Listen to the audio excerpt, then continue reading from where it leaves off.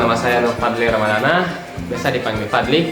Jadi kali ini saya sedang berada di Paris, jauh-jauh ke sini untuk sharing-sharing ke teman bagaimana suasana Paris, bagaimana suasana di Menara Eiffel, serta sambil kita membahas tentang komunikasi promosional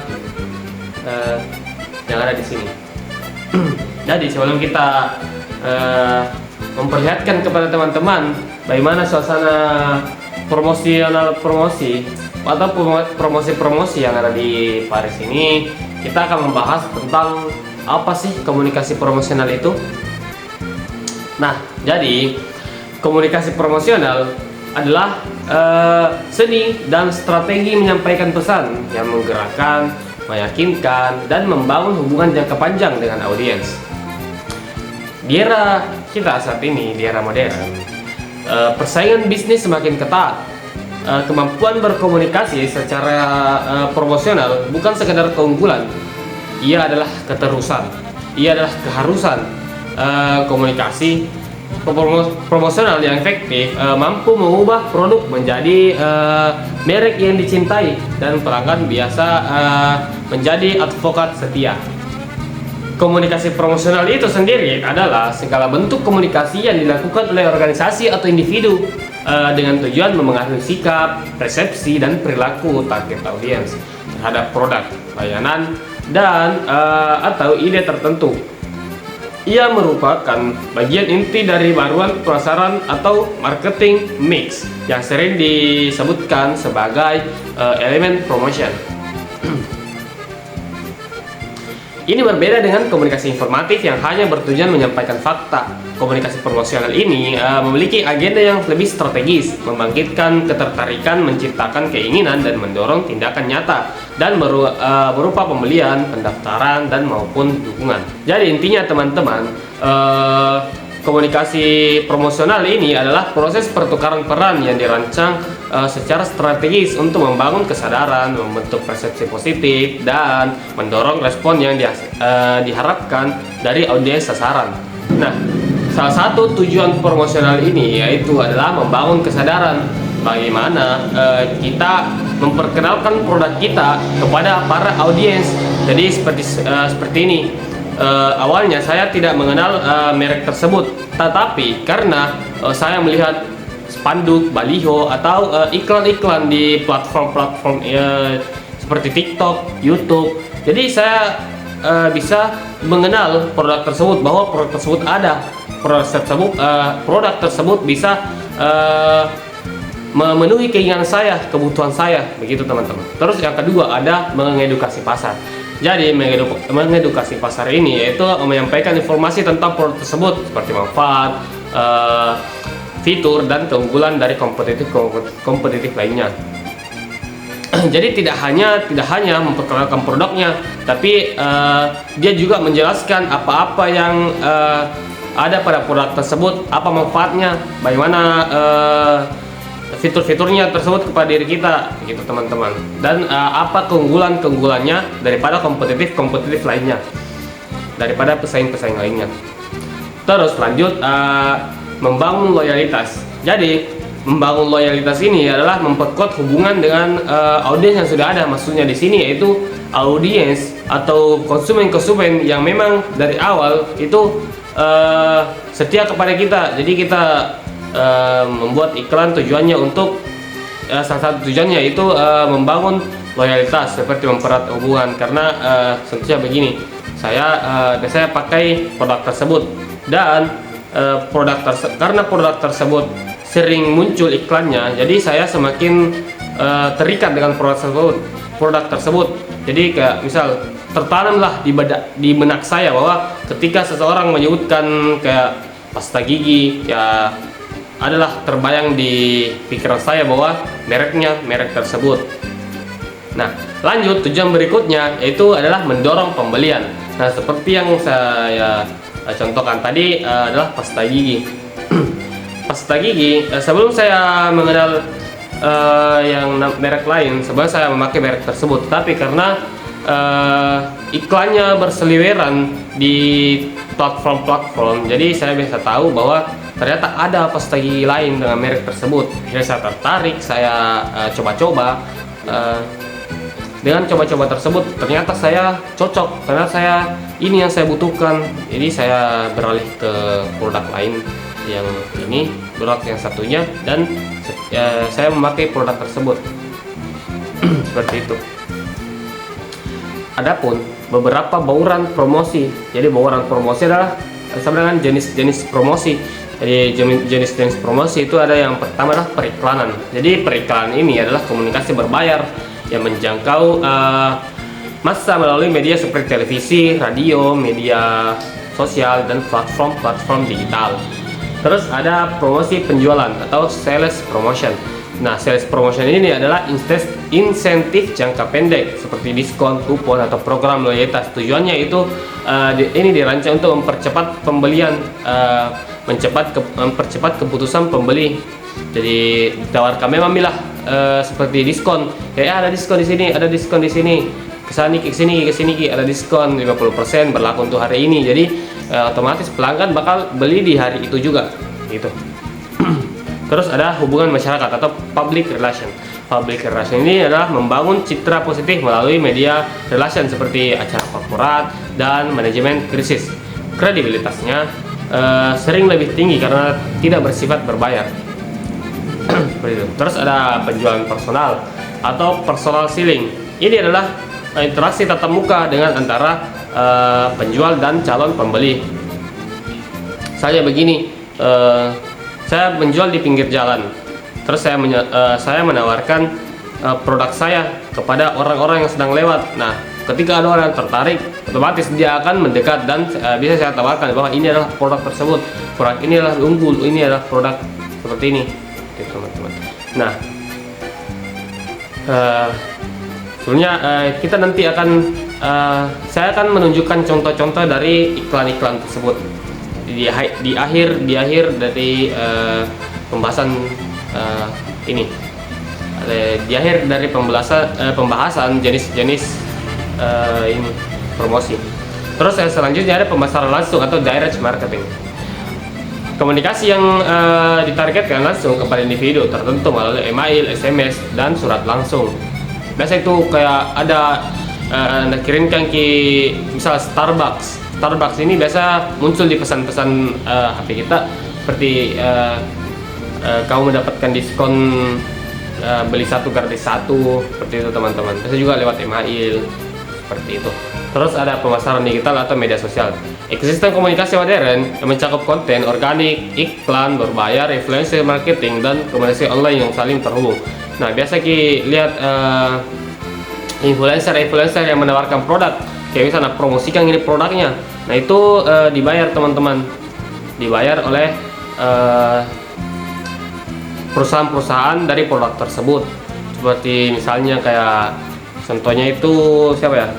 Kita Winda Wasudara. Nah, sering Winda Wasudara itu setiap live-nya itu sering bisa bilang begini, "Bang, hari ini pakai parfum apa, Bang?" Nah, saya di sendirian jawab bilang, "Hari ini saya tidak pakai parfum karena tapi tadi saya pakai parfum tersebut ini begitu." Gitu teman-teman. Satu contohnya. Nah,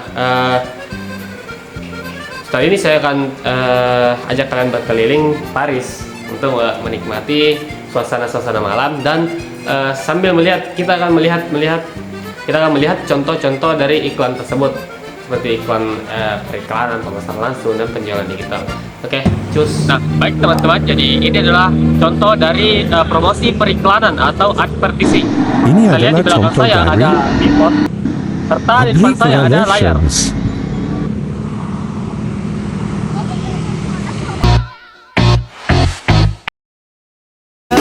I can't find your silver lining. I don't mean. Nah, oke teman-teman, ini adalah salah satu contoh dari sales promotion. Ayo kita coba.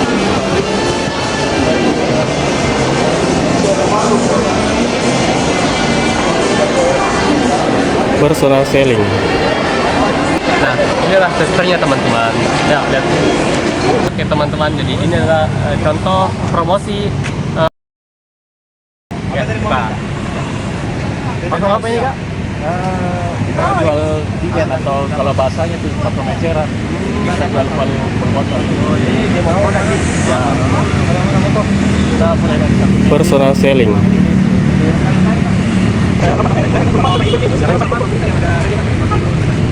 Nah, oke guys, jadi itu adalah Dan yang contoh dari terakhir adalah jadi contoh dia dari menawarkan produk, direct dia mau marketing. produk. Oke, baik. Makasih banyak ya Pak ya. Oke. hati-hati.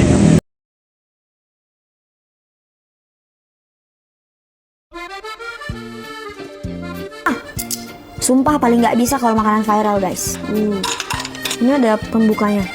Paris, kita bagaimana perasaan teman-teman setelah saya ajak berkeliling Paris? Tentunya bahagia lah, bisa melihat kota-kota indah. Jadi kita lanjut pada pembahasan kita. Oke, selanjutnya adalah prinsip pesan yang efektif. Keberhasilan komunikasi promosional sangat bergantung pada kualitas pesan yang tersampaikan. Pesan yang kuat umumnya memenuhi beberapa prinsip. Yang pertama ada relevansi. Jadi pesan harus menyentuh kebutuhan, keinginan atau masalah nyata yang dirasakan oleh audiens target. Jadi misalnya begini, kita riset, terus kita cari tahu apa yang dibutuhkan audiens. Pasta gigi apa yang dibutuhkan audiens? Apakah pasta gigi yang memutihkan? Apakah pasta gigi yang menghilangkan bau mulut? Jadi kita riset terlebih dahulu, terus kita bikin produknya. Jadi menyentuh kebutuhan, keinginan audiens atau masalah nyata yang dirasakan. Terus ada kejelasan. Jadi hindari ambiguitas. Audiens harus memahami apa yang ditawarkan dan apa yang harus mereka lakukan selanjutnya. Bahasanya begini, call to action dalam hitungan detik. Terus yang ketiga ada konsistensi.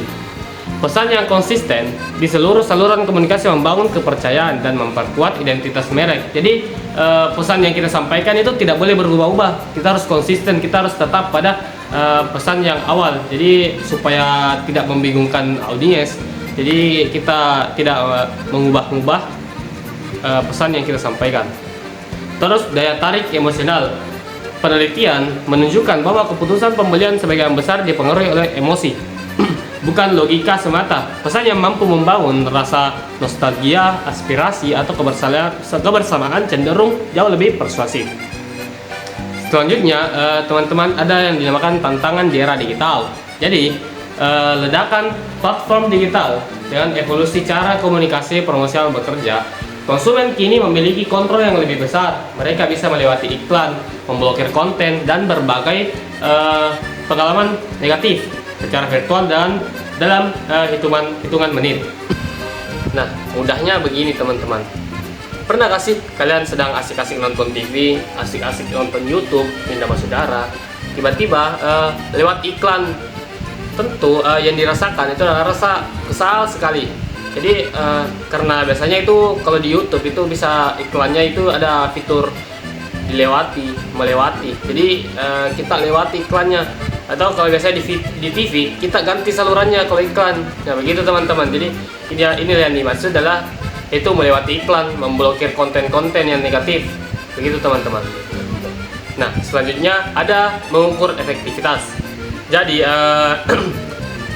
tentu kita harus melihat, kita harus mengukur apakah konten yang kita bikin ini efektif, konten yang kita bikin ini tepat sasaran, apa yang dibutuhkan konsumen, apa yang diinginkan oleh para audiens, gitu teman-teman. Oke, yang pertama itu ada yang dinamakan awareness and reach, yaitu seberapa banyak orang yang terekspos pesan kita. Jadi ini diukur melalui impresi, jangkauan organik, atau survei kesadaran mereka. Terus engagement. Engagement ini adalah sejauh mana audiens berinteraksi secara aktif, like, komentar, and share, subscribe ke teman-teman. Jadi atau waktu yang dihabiskan untuk menonton video kita. Kan biasanya itu ada ketika kita upload video YouTube, kita bisa melihat interaksinya. seberapa banyak orang yang nonton, kayak udah 1000. Wah, kita senang banget ya kalau konten yang kita bikin itu bisa mencapai 1000. Berapa banyak waktu mereka menonton, kayak 14 jam, rata-ratanya berapa? 10 detik. Dan yang terakhir teman-teman, ada yang dinamakan return on investment, biasa disingkat ROI. Itu perbandingan antara biaya komunikasi promosional dengan nilai bisnis yang dihasilkan. Jadi maksudnya begini, berapa biaya yang digunakan untuk membuat iklan tersebut, misalnya 5 juta, dan dibanding nilai bisnis yang dihasilkan. Jadi berapa yang dihasilkan iklan tersebut. Jadi misal kita membuat iklan itu biaya produksinya 5 juta, dan hasil yang kita dapatkan dari iklan tersebut bisa saja lebih dari 5 juta atau bisa saja kurang. Jadi itu semua diukur dan dibandingkan apa yang kita untung atau rugi dengan pembuatan iklan tersebut. Jadi kesimpulannya teman-teman adalah komunikasi promosional ini adalah jembatan antara apa yang ada, apa yang Anda tawarkan, dan apa yang audiens butuhkan. Ini tentang membangun kepercayaan, menciptakan makna, dan menjalin hubungan yang bertahan melampaui satu transaksi. Terus di tengah kebisingan informasi yang semakin tinggi, mereka ini berhasil, atau mereka yang berhasil adalah yang mampu berbicara dengan autentik, mendengarkan dengan seksama, dan terus belajar dari setiap interaksi dengan audiensnya. Teman-teman, itulah tadi pembahasan tentang komunikasi promosional. Jadi apakah teman-teman tertarik, atau apakah teman-teman jadi iri dengan saya yang sedang berada di Paris ini, itu mengenai Apple. Jadi teman-teman nanti kesinilah. Kalau mau kesini ya kontak nanti saya uruskan visanya. Tapi adalah, ngertilah teman-teman. Oke, teman-teman, sampai jumpa. Oke.